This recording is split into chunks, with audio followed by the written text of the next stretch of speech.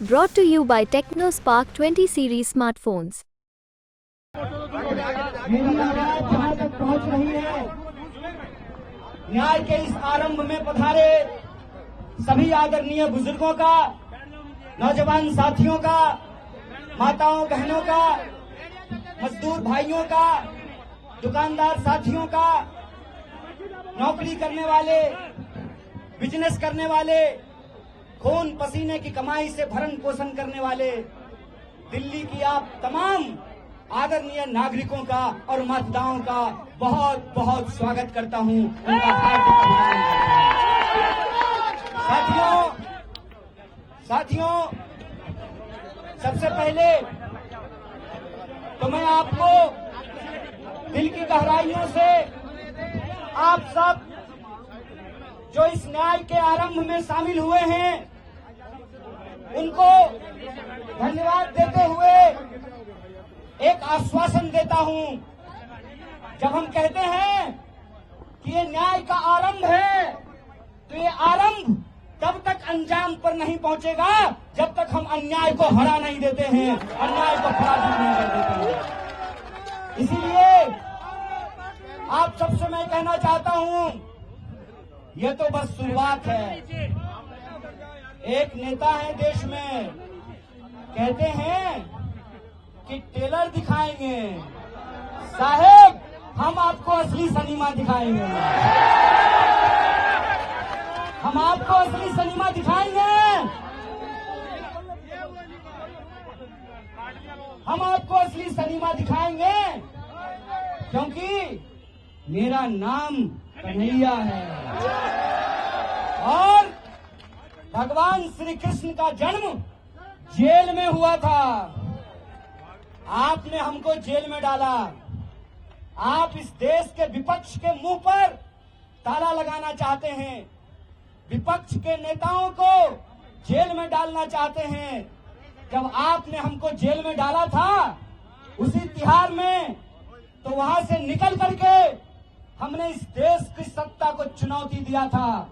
हमने कहा था कि जब तक जेल में चना रहेगा आना जाना लगा रहेगा। याद रखिएगा, याद रखिएगा, ये वो देश है कि हम सहते भी हैं और जब पानी सर से ऊपर उड़ जाए तो अपनी पूरी ताकत से उसके खिलाफ लड़ते भी हैं।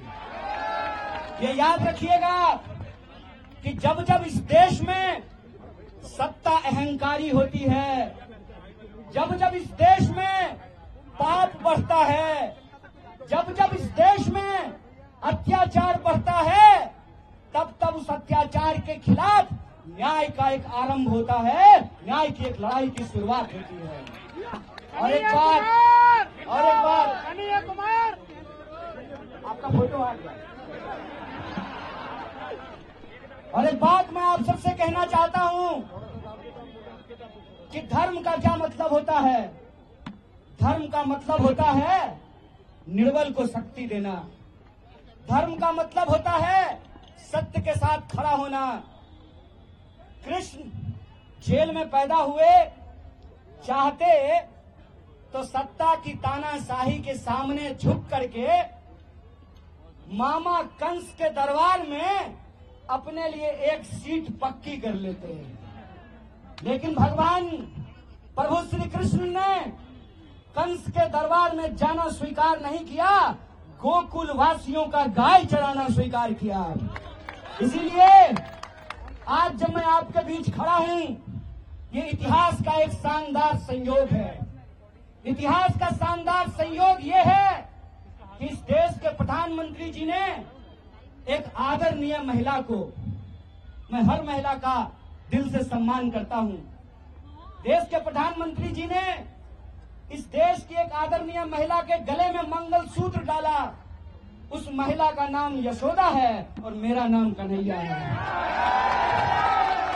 तो याद रखिएगा कि इतिहास का संयोग है कि हम गंगा किनारे पैदा हुए, हमारी जन्मभूमि गंगा के किनारे है और आज हमारी कर्मभूमि यमुना का किनारा बन रहा है। और हम किताबों में पढ़ा करते थे कि यह कदम का पेड़ अगर माँ होता यमुना तीरे, मैं भी उस पर बैठ कन्हैया बनता धीरे धीरे। आज आप तमाम लोगों के सामने किसी एक व्यक्ति को सांसद बनाने का सवाल नहीं। आज आप तमाम लोगों के सामने किसी एक व्यक्ति को प्रधानमंत्री बनाने का सवाल नहीं है। आज आप तमाम लोगों के सामने किसी एक गठबंधन का सरकार बनाने का सवाल नहीं है। सवाल ये है कि इस देश के आम नागरिकों के आत्मसम्मान के साथ खेला जा रहा है। वोट की लड़ाई में मुझे कोई दिक्कत नहीं है। वोट की लड़ाई में कोई एक बार सांसद बने, 2 बार सांसद बने कि 10 बार सांसद बने, मुझे इस बात से दिक्कत नहीं है। लेकिन मैं समझता हूं कि जो मौजूदा शाह और तानाशाह हैं, ये सिर्फ आपसे वोट नहीं चाहते हैं, ये चाहते हैं कि दोबारा आपके ऊपर अंग्रेजों की गुलामी थोप दी जाए। ये चाहते हैं कि इस देश में जो संविधान बना, बापू ने जिसके लिए खून बहाया, बापू ने अपनी जान गंवाई। शहीद बापू कहा करते थे, रघुपति राघव राजा राम, पतित पावन सीताराम, ईश्वर अल्लाह तेरो नाम, सबको सन्मति दे भगवान। बापू के उस देश में जब डॉक्टर बाबा साहब भीमराव अंबेडकर ने कहा कि संविधान की व्यवस्था में चाहे हेलीकॉप्टर पर उड़ने वाला इंसान हो या जूता सिलने वाला इंसान हो, सबका वोट बराबर होगा। यह जो संविधान की ताकत है, उस संविधान की ताकत को आप कमजोर कर रहे हैं। एक सवाल मैं आपसे पूछना चाहता हूं, इस देश में सरकार बनाने के लिए 280 सीट काफी है। इस देश में बेरोजगारी समाप्त करने के लिए 280 सीट काफी है। इस देश में महंगाई खत्म करने के लिए 280 सीट काफी है। आप तमाम नागरिक अपने दिल पे हाथ रख करके जरा सोचिएगा कि 400 सीट इनको क्यों चाहिए। ऐसा कौन सा काम है जो ये नहीं किए हैं और करना चाहते हैं? ये कौन सा टेलर की बात कर रहे हैं और ये कौन सा फिल्म हमको दिखाना चाहते हैं? इसके बारे में आप विचार कीजिएगा। इसीलिए आज जब हम आपके बीच आए हैं तो 3 मुख्य बिंदु पे आपको ध्यान देना पड़ेगा।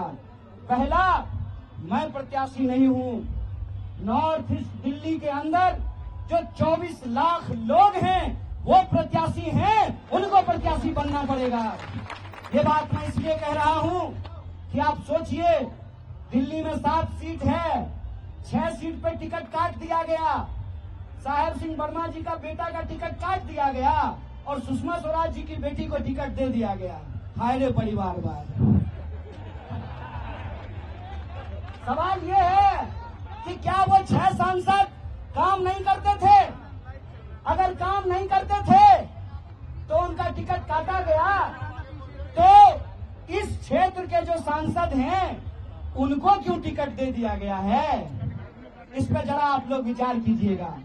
और वो विपक्ष को गाली देते हैं, प्रधानमंत्री जी के नाम से वोट मांगते हैं, लेकिन ये नहीं बता पाते हैं कि 10 साल में उन्होंने नॉर्थ ईस्ट दिल्ली की जनता के लिए क्या किया है। आजकल मीडिया वाले लोग यहाँ खड़े हैं, मीडिया वाले कहते हैं कि 14,000 करोड़ का काम किया है। मीडिया में वो बोल रहे हैं।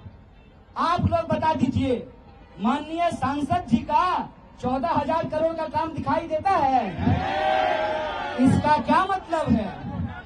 इसका क्या मतलब है?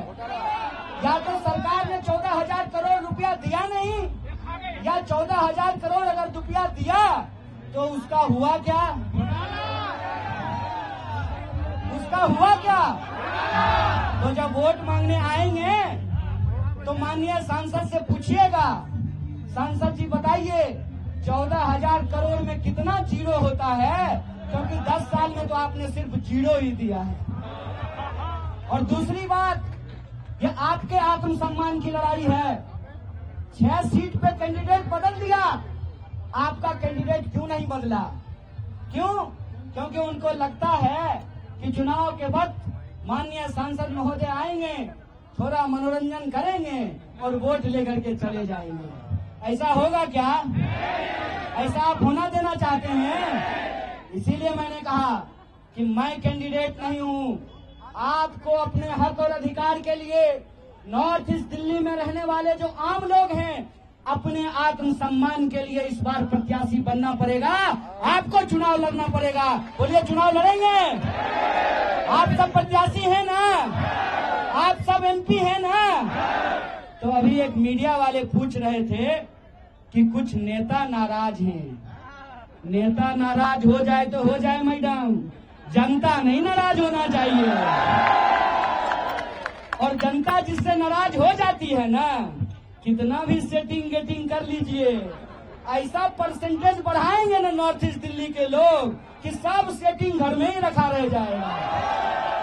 और आखिरी बात ये कि मेरी कहानी और आपकी कहानी बहुत अलग नहीं है। जब मैं पहली बार दिल्ली में सांसद का प्रत्याशी बना कांग्रेस पार्टी की ओर से, इंडिया अलायंस की ओर से, तो सबसे पहली प्रतिक्रिया आई कि मैं बाहरी आदमी हूं। बोलिए, बिहारी आदमी को बाहरी कहना ही कोई नया बात है? बिहारी को तो बाहरी कहते हैं ना जी। लेकिन याद रखिएगा, ये बिहारी जिसको आप बाहरी कहते हैं, वो अगर आता नहीं तो आपका रोड नहीं साफ हो पाता, आप टेम्पू पे नहीं चढ़ पाते, आपकी सड़कें नहीं बनती, आपका बिल्डिंग नहीं बनता। और हम खाली मजदूरी नहीं करते हैं, हम गृह मंत्रालय जहाँ जैसा के पप्पा बैठते हैं वहाँ सेक्रेटरी भी बनते हैं। और ये इस देश के संविधान की ताकत है कि एक आंगनबाड़ी का बच्चा भी पीएचडी करके ऑल इंडिया रैंक 1 ला करके अपने नाम में शान से डॉक्टर कन्हैया कुमार लगा सकता है। ये इस देश के संविधान की ताकत है। इसीलिए मैं आप सबसे ये अपील करता हूं, आप जानते हैं कि नॉर्थ ईस्ट दिल्ली में 10 विधानसभा है और हमारे पास कोई साधन संसाधन नहीं है। हमने जो है कोई दवा बनाने वाली बेईमान कंपनी से इलेक्टोरल बॉन्ड से चंदा नहीं लिया है। हमारी तो पार्टी का खाता भी सीज कर दिया गया है और कोई विरासत तो हमारे पास है नहीं। कोई हम गृह मंत्री हैं कि हमारा बेटा बीसीसीआई का सेक्रेटरी बन जाएगा? ना हमारे बाबूजी गृह मंत्री हैं, हमारी माताजी तो आंगनबाड़ी में काम करती हैं। तो ना हमारे पास न धन है न संसाधन है, लेकिन हमारे पास एक चीज है, सूरत के लोगों की सीरत आप लोगों की नहीं होने देंगे। सूरत का उम्मीदवार भाग गया और वहां के लाखों वोटर देखते रह गए और बिना चुने ही कोई एमपी बन गया। यहां खड़ा होकर के हम इस देश का नमक खाए हैं। आपके सामने ये शपथ लेते हैं कि हमारे शरीर में, हमारे रगों में आखिरी कतरे तक हम अन्याय के खिलाफ न्याय के लिए लड़ते रहेंगे, हम भागने वाले नहीं हैं। इसीलिए आपसे हम अपील करते हैं कि ये लड़ाई अन्याय के खिलाफ न्याय की लड़ाई है और इस न्याय की लड़ाई में बोलिए, आप न्याय योद्धा बनने के लिए तैयार हैं कि नहीं हैं? अगर आप न्याय योद्धा बनने के लिए तैयार हैं तो इस लड़ाई को हम पूरी शिद्दत से लड़ेंगे। आप अपनी आखिरी सांस तक लड़ेंगे, आपने आखिरी खून के बूंद तक लड़ेंगे, इस बात को याद रखिएगा। और सबसे आखिरी चीज, आज अगर इस मंच पे खड़ा होकर के प्रत्याशी बन करके मैं अगर भाषण दे पा रहा हूं, सरकार के आंख में आंख डाल करके अगर सवाल पूछ रहा हूं, उनकी टैंकों से नहीं घबरा रहा, उनकी ईडी से नहीं घबरा रहा, उनकी बंदूकों से नहीं घबरा रहा, उनकी जेल से हमको नहीं डर लग रहा, क्योंकि हमारे पास संविधान की ताकत है। इसीलिए आज की नामांकन रैली में हम हाथ में प्रस्तावना लेकर के आए हैं